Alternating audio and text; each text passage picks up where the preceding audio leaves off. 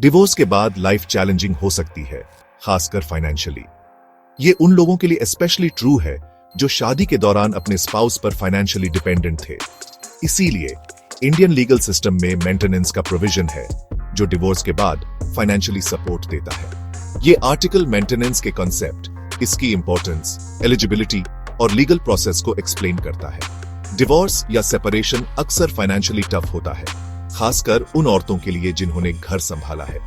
Maintenance इसी gap को fill करता है और फाइनेंशियल असिस्टेंस देता है। मेंटेनेंस लॉज समझना आपको फाइनेंशियली सिक्योर रखता है इस चैलेंजिंग टाइम में। ये गाइड आपको मेंटेनेंस लॉज की कॉम्प्लेक्सिटी समझने में हेल्प करेगा और आपके लीगल राइट्स के बारे में बताएगा। चाहे आप डिवोर्स के बारे में सोच रहे हो, लीगल प्रोसीडिंग्स में हो या बस इंफॉर्मेशन चाहते हो, ये आर्टिकल आपको फाइनेंशियल सपोर्ट के लिए आपके राइट्स समझने में मदद करेगा। डिवोर्स के बाद फाइनेंशियल सपोर्ट को डिफाइन करते हुए, मेंटेनेंस बेसिकली एक लीगल ऑब्लिगेशन है जिसमें एक स्पाउस अपने फॉर्मर पार्टनर को फाइनेंशियल सपोर्ट देता है। यह सपोर्ट रेसिपिएंट को reasonable standard of living maintain करने में हेल्प करता है।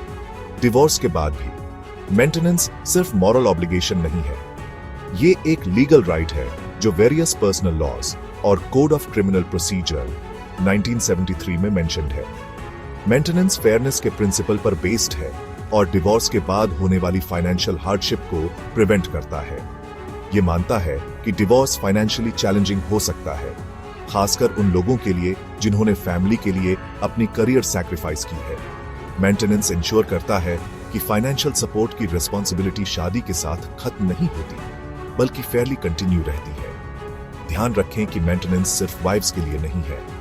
हस्बैंड्स भी अपनी वाइफ से मेंटेनेंस क्लेम कर सकते हैं अगर वो खुद को सपोर्ट नहीं कर सकते। ये gender neutral approach changing societal norms को रिफ्लेक्ट करता है और मैरिज में दोनों पार्टनर्स की फाइनेंशियल नीड्स को रिकॉग्नाइज करता है। कोड ऑफ क्रिमिनल प्रोसीजर 1973 का सेक्शन 125 मेंटेनेंस क्लेम करने के एलिजिबिलिटी क्राइटेरिया बताता है। यह प्रोविजन सिर्फ मैरिज तक लिमिटेड नहीं है, बल्कि डिवोर्स्ड इंडिविजुअल्स, निग्लेक्टेड वाइव्स और बच्चों और पेरेंट्स को भी कवर करता है।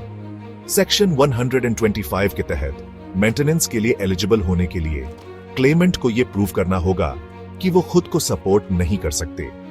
इसके कई रीजंस हो सकते हैं, जैसे unemployment, lack of earning capacity या health issues. Court claim consider करते टाइम दोनों पार्टीज की फाइनेंशियल स्टेटस देखता है, उनकी इनकम, एसेट्स और लायबिलिटीज को ध्यान में रखते हुए कोर्ट पार्टीज के कंडक्ट को भी कंसिडर करता है। जैसे अगर वाइफ बिना किसी रीजनेबल कॉज के हस्बैंड को छोड़ देती है तो उसका मेंटेनेंस क्लेम रिजेक्ट हो सकता है। सिमिलरली, अगर हस्बैंड अपनी वाइफ के एडल्टरी या क्रूएल्टी को प्रूव नहीं कर पाता तो उसे मेंटेनेंस देने का ऑर्डर दिया जा सकता है। सेक्शन 4 लीगल प्रोसेस समझते हैं। मेंटेनेंस फाइल करने के स्टेप्स। मेंटेनेंस के लिए फाइल करना एक स्ट्रक्चर्ड लीगल प्रोसेस है जो एप्रोप्रिएट कोर्ट में एप्लीकेशन फाइल करने से स्टार्ट होता है। एप्लीकेशन में पार्टीज का रिलेशनशिप, मेंटेनेंस क्लेम करने का रीजन और दोनों इंडिविजुअल्स की फाइनेंशियल डिटेल्स क्लियरली मेंशन होनी चाहिए। रेलेवेंट डॉक्यूमेंट्स जैसे इनकम प्रूफ, एक्सपेंसेस और एसेट्स प्रोवाइड करना इंपॉर्टेंट है। एप्लीकेशन फाइल होने के बाद कोर्ट रिस्पोंडेंट को नोटिस इश्यू करता है, उन्हें अपना केस प्रेजेंट करने का मौका देता है। दोनों पार्टीज को एविडेंस और विटनेसेस प्रेजेंट करने का चांस मिलता है। कोर्ट केस के सभी एस्पेक्ट्स जैसे दोनों पार्टीज की फाइनेंशियल स्टेटस, उनका कंडक्ट और बच्चों का वेलबीइंग केयरफुली कंसिडर करता है। एविडेंस और आर्गुमेंट्स के आधार पर कोर्ट मेंटेनेंस क्लेम ग्रांट या रिजेक्ट करने का ऑर्डर पास करता है। अगर ग्रांट होता है तो ऑर्डर में मेंटेनेंस की अमाउंट और ड्यूरेशन स्पेसिफाई की जाती है। कोर्ट ऑर्डर न मानने पर पेनल्टी भी लगा सकता है। सेक्शन 5 मेंटेनेंस प्रोसेस के दौरान important points. Detail checklist. Maintenance case की कॉम्प्लेक्सिटीज को हैंडल करने के लिए डिटेल्स पर ध्यान देना और प्रोएक्टिव अप्रोच जरूरी है। सबसे पहले सभी फाइनेंशियल ट्रांजैक्शंस जैसे इनकम, एक्सपेंसेस और एसेट्स का रिकॉर्ड रखना इंपॉर्टेंट है। ये रिकॉर्ड्स कोर्ट प्रोसीडिंग्स में इंपॉर्टेंट एविडेंस होते हैं। दूसरा, कम्युनिकेशन इंपॉर्टेंट है।